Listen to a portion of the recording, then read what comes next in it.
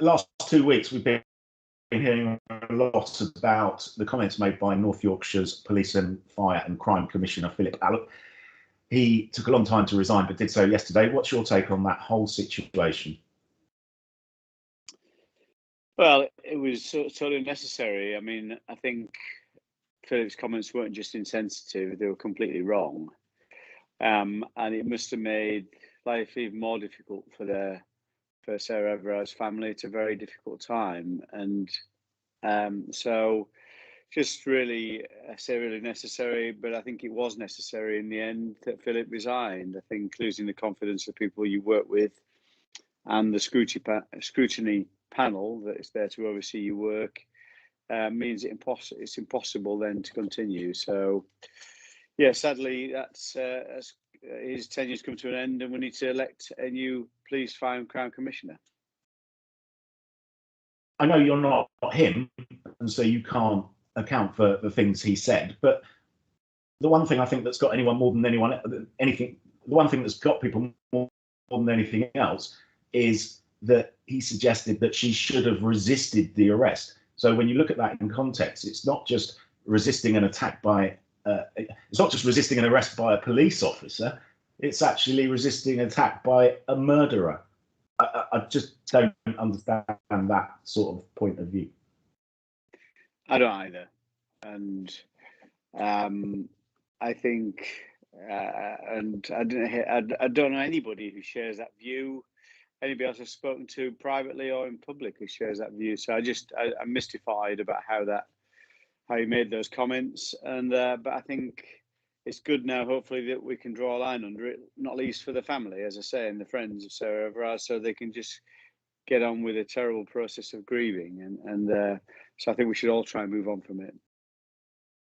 Okay, Kevin, you've received some criticism yourself because you retweeted, and this is the thing about social media, tweeting and retweeting and all that kind of thing, but you retweeted his apology, right? So what that has led to, as I'm sure you've seen, is people seeing that as an endorsement somehow, or that it was okay to apologise and think that would be okay. What would you say to people who are taking that view?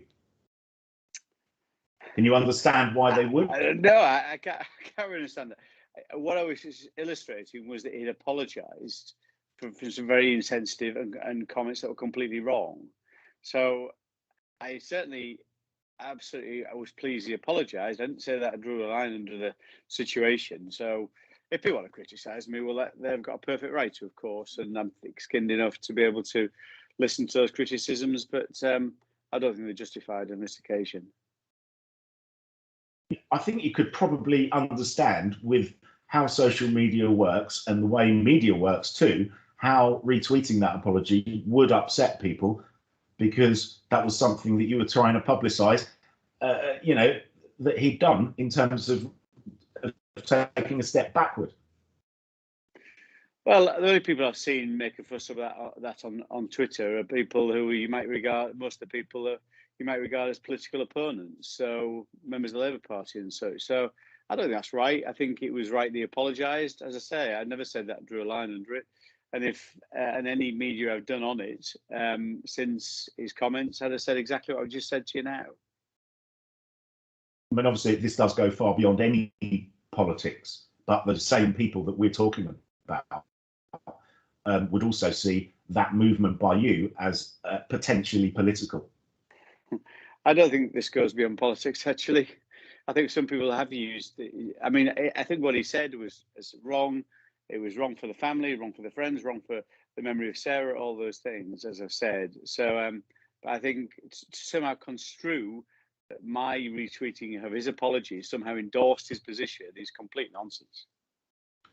So you don't regret that then? And I won't ask anything more on the subject. I think he absolutely did the right thing to apologise. Clearly, he was trying to play a rearguard action, tried to stay in post. That didn't succeed, but I think it was the right thing to apologise.